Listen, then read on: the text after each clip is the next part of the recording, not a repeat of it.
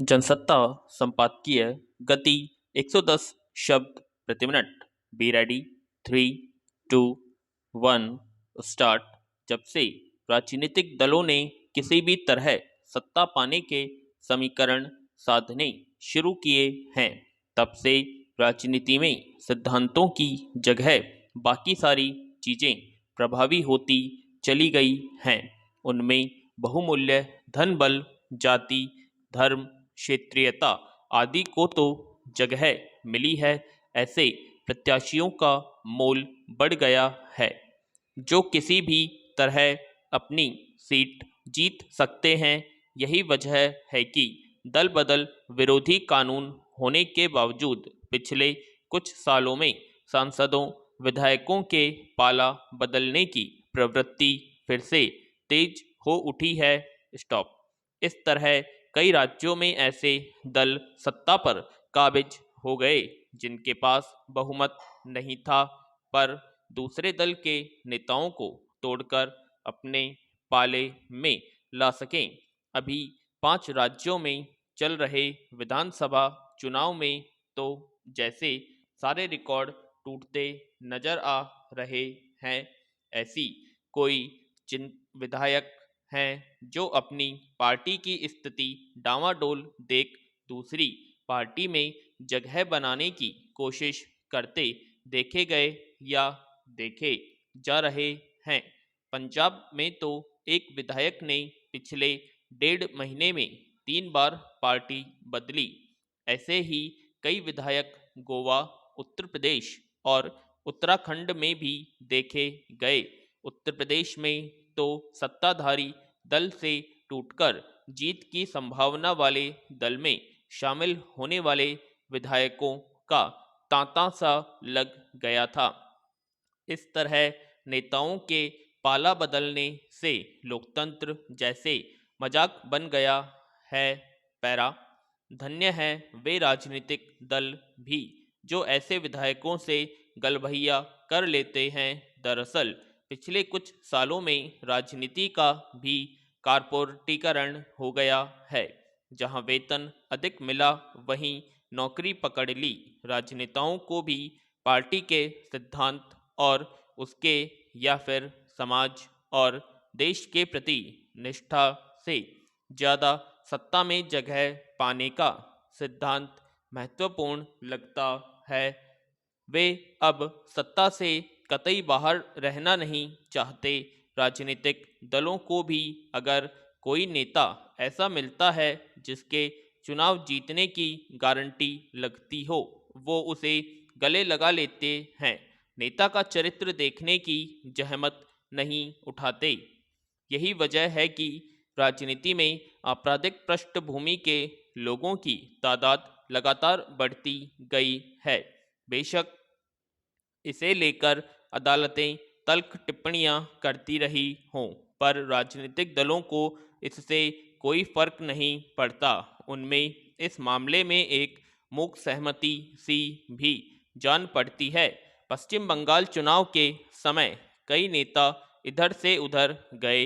उनमें से कुछ चुनाव जीत भी गए, मगर किसी भी दल ने उन पर दल बदल कानून के जरिए कार्रवाई की जरूरत नहीं समझी, इसलिए कि ऐसा करने से एक का राज्यसभा में अपना समीकरण गड़बड़ हो रहा था तो दूसरे का विधानसभा में। पैरा। हर नेता किसी पार्टी में इसीलिए जाता है कि उसे टिकट मिलेगा और वह चुनाव जीतकर सत्ता में पहुंचेगा, मगर पिछले कुछ साल पहले तक हर पार्टी की पहचान उसके कुछ सिद्धांत हुआ करते थे। लोग हारते या जीतते सत्ता से बाहर रहा करते थे, पर उनकी निष्ठा अपने दल के साथ जुड़ी होती थी। वह अब खत्म हो गया है। यही वजह है कि हर चुनाव के वक्त दल बदल की प्रक्रिया तेज हो जाती है। कुछ राजनीतिक दल खुद भी दूसरे दलों के नेताओं को तोड़ने का प्रयास करते हैं। यह स्वस्थ लोकतंत्र की पहचान नहीं कही जा सकती। राजनेता तो शायद ही अपनी इस अदालत से बाज आएं, पर इसमें मतदाता की जिम्मेदारी और उसका विवेक भी प्रश्नांकित होने लगा है। पैरा, जिस दौर में सबसे ज़्यादा जोर इस बात पर दिया जा रहा हो कि देश में भ्रष्टाचार को खत्म करना सरकार की सबसे बड़ी प्राथमिकता है, उसमें हर कुछ समय बाद नए घोटालों का सामने आना क्या दर्शाता है? एबीजी शिपयार्ड कंपनी का ताजा घोटाला पिछले कुछ सालों से लगातार सामने आ रही बैंकों के साथ होने वाली धोखाधड़ी में महज एक नई कड़ी है। एबीजी शिपयार्ड कंपनी की हेराफेरी को देश के बैंकिंग इतिहास का अब तक का सबसे बड़ा घोटाला बताया जा रहा है। इसमें हैरानी की बात बस यह है कि इस तरह के भ्रष्टाचार के मामले सामने आने के बाद इस प्रवृत्ति पर लगाम लगने के बजाय और बड़े रूप में ही पकड़ में आ रहे हैं।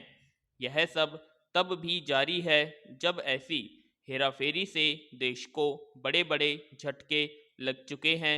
सवाल है कि भ्रष्टाचार को दूर करने को अपनी सबसे अहम प्राथमिकता घोषित करने वाली सरकार और समूचे तंत्र की सीमा आखिर क्या है? कि घोटालों का एक सिलसिला कायम है और एक के बाद एक व्यापक भ्रष्टाचार के मामले देश के सामने नई चुनौतियां खड़ी कर रहे हैं। दरअसल एबीजी शिपयार्ड कंपनी ने देश के अलग अलग 28 बैंकों से कारोबार के नाम पर 2012 से 2017 के बीच कुल 28,842 करोड़ रुपए का ऋण लिया था। लेकिन इस संबंध में आई रिपोर्ट के मुताबिक कंपनी पर आरोप है कि बैंक धोखाधड़ी के जरिए हासिल रकम को विदेश में भेजकर अरबों रुपए की जायदाद खरीदी गई। कंपनी ने गैरकानूनी गतिविधियों के जरिए बैंक से कर्ज में हेरफेर किया और रकम ठिकाने लगा दी। जाहिर है यह सब कोई अचानक या 2-4 दिनों में नहीं हुआ होगा, बल्कि हालत यह है कि 2016 में ही बैंकों का भारी भरकम ऋण एनपीए भी घोषित हो गया था। लेकिन देश की इस सबसे बड़ी बैंक धोखाधड़ी के खिलाफ पहली शिकायत 2019 में दर्ज कराई गई। इससे पहले ठीक इसी तरह के भ्रष्टाचार के संदर्भ में विजय माल्या ने जब 9,000 करोड़ रुपए और नीरव मोदी ने 14,000 करोड़ रुपए की धोखाधड़ी की थी, तब उसे लेकर गहरी चिंता जाहिर की गई थी। मगर अब एबीजी शिपयार्ड कंपनी ने करीब 23,000 करोड़ रुपए का जो घोटाला किया है वह विजय माल्या और नीरव मोदी की धोखाधड़ी के रकम के लगभग बराबर है। समय पर इन्हें पकड़े पाने में सरकारी एजेंसियों की नाकामी के बाद आज विजय माल्या और नीरव मोदी को भगोड़ा घोषित किया जा चुका है। पैरा, ताजा मामले में सीबीआई ने एबीजी शिपयार्ड कंपनी के पूर्व अध्यक्ष और प्रबंध निदेशक ऋषि कमलेश अग्रवाल समेत 8 लोगों के खिलाफ मामला दर्ज किया है। लेकिन खबरों के मुताबिक ऋषि अग्रवाल पहले ही देश छोड़कर भाग चुका है और फिलहाल सिंगापुर में रह रहा है। यह स्थिति बताती है कि हमारे देश में आर्थिक गतिविधियों में हेराफेरी और गबन पर नज़र रखने वाले महकमे और दूसरी एजेंसियां किस कदर तब तक अपनी आंखें मूंदे रहती हैं जब तक कि कोई मामला किसी तरह सतह पर न आ जाए। आखिर वे क्या वजह हैं कि छोटी मोटी रकम से ऋण की वसूली में अत्यंत सजग रहने वाले बैंकों को इतनी बड़ी रकम को लेकर समय पर कोई संदेह नहीं हुआ? किन परिस्थितियों में इतनी बड़ी रकम का घोटाला करने वाले कई सालों तक धोखाधड़ी का खेल करते रहे और समय रहते बचने के लिए विदेश भी भाग गए और संबंधित महकमों और जांच एजेंसियों को पता नहीं चला। घोटालों और हेराफेरी की यह हकीकत सबके सामने है और ऐसे में यह समझना मुश्किल है कि हमारे देश में भ्रष्टाचार के खिलाफ घोषित लड़ाई का स्वरूप क्या है और यह किसके हित में है। पूर्ण विराम। इस डिक्टेशन का पीडीएफ आपको वीडियो के डिस्क्रिप्शन बॉक्स में लिंक दिया हुआ है, वहां से आप इसको डाउनलोड कर सकते हैं या हमारे टेलीग्राम चैनल से भी आप इस डिक्टेशन के पीडीएफ को डाउनलोड कर सकते हैं। आशा करते हैं आप सभी को डिक्टेशन पसंद आएगी, तो प्लीज़ कमेंट बॉक्स में कमेंट करें और ज़्यादा से ज़्यादा वीडियो को लाइक करें, शेयर करें। धन्यवाद।